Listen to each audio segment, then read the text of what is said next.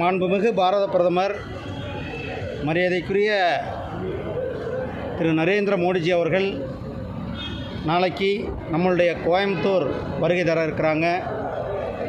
பீகாரில் ஒரு மிகப்பெரிய வரலாற்று சிறப்புமிக்க வெற்றியை பெற்ற பிறகு தமிழ்நாட்டில் நம்மளுடைய முதல் முறையாக இந்த கோயம்புத்தூரில் விவசாயிகளினுடைய நிகழ்ச்சிக்காக வர இருக்கிறாங்க. இயற்கை விவசாயிகளினுடைய மாநாட்டில் கலந்து கொள்ள இங்கே வர இருக்கிறாங்க.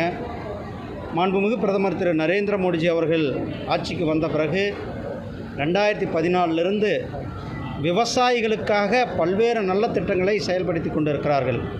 அதில் மிகவும் ஒரு முக்கியமான திட்டம் விவசாயிகளை ஊக்குவிக்கின்ற விவசாயிகளுக்கான சன்மான நிதியானது.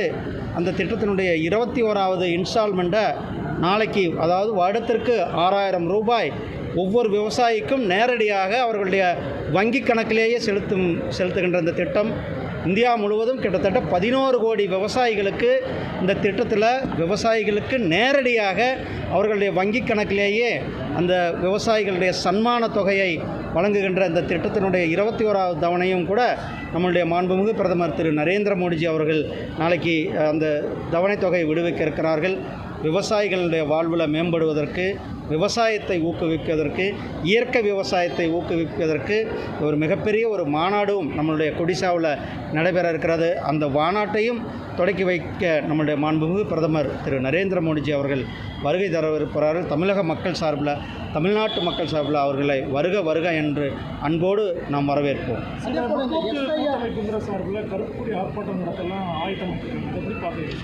ஆனால் மாண்புமிகு பிரதமர் திரு நரேந்திர மோடிஜி அவர்கள் இன்றைக்கு நாட்டில் உங்களுக்கு பார்க்குறீங்க, இந்தியா முழுவதும் அல்ல உலகம் முழுவதும் ஒரு தலை சிறந்த தலைவராக விளங்கி கொண்டிருக்கிறார்கள்.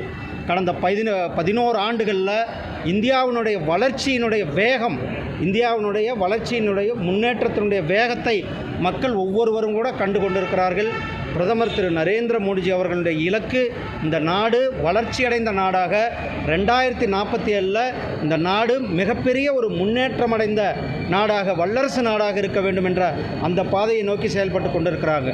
இங்கே பார்க்குறீங்க, இந்த நாட்டில் விவசாயிகளாகட்டும், ஏழை எளிய மக்களாகட்டும், அல்லது நடுத்தர மக்களினுடைய மேம்பாடே குறிக்கோளாக கொண்டு வேலை செய்து கொண்டிருக்கிறார்கள்.